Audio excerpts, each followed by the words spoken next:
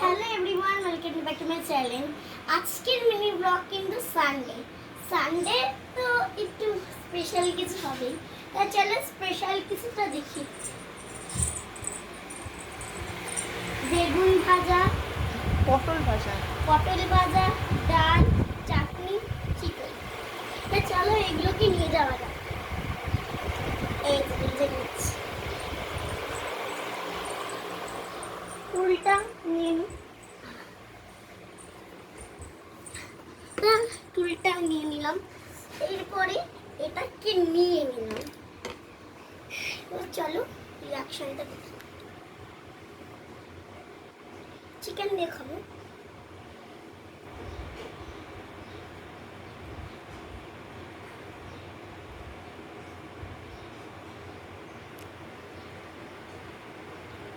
দারুণ হয়েছে গাইস।